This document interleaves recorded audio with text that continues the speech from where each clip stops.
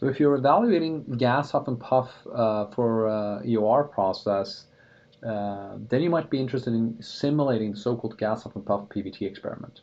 That PVT experiment requires a reservoir fluid defined. This is a black oil fluid. An associated process, you need to provide a injection gas composition, but most importantly for the gas Huff-n-Puff process, you need to define the number of cycles and also the minimum and maximum pressure that you like to expose this simulation to.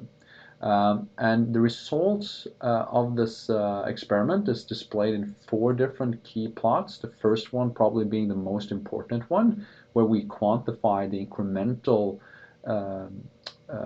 or the amount of incremental barrels per million scuffs of gas injected. So that's what we call the EOR efficiency, which is the inverse of CO2 utilization. Okay, so it is just the incremental uplift per cost.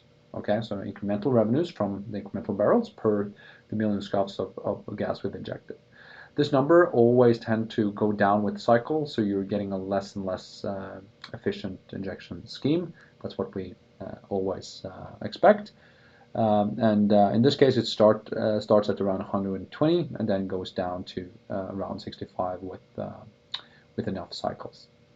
The reason why it goes down like that is very tied to the plot to the right here, because the most efficient mechanism for gas Huff-n-Puff recovery is so-called single phase mixing. So it means that once you're at the pressure that's above the saturation pressure of that new mixture of injection gas and reservoir fluid, then you'll be single phase, and that will be a pure dilution process. That's pure saltwater, freshwater mixing. Okay, so that particular process will be in this pressure interval right here from 8,000 down to 2,700 for the first cycle. So all the volume you produce above this pressure will be from pure single phase mixing. Below this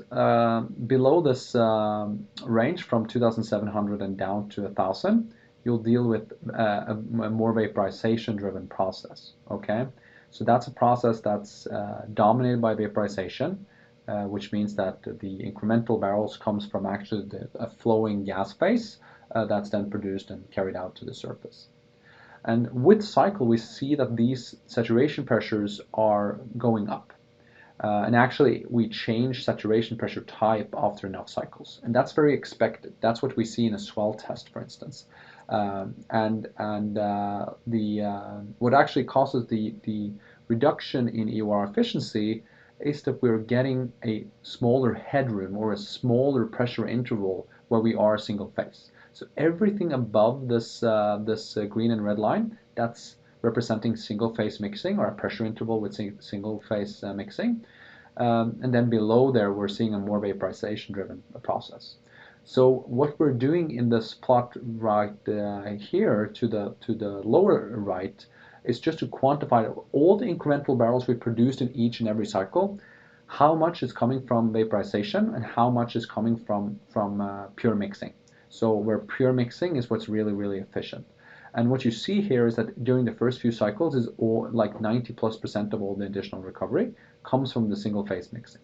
And then as we are increasing the number of cycles, the relative mixing uplift is going down, and eventually it goes down to 0. So after at the last stage, most if not maybe all of the incremental uplift comes from pure vaporization. Lastly, and that's more for completeness, we report the depletion benchmark depletion recovery, and then we also provide the recovery after 10 cycles in this case of oil. And that's just because EOR recovery factors per se as an isolated number doesn't make a lot of sense to all of us, but we're used to seeing it, and that's why we report it.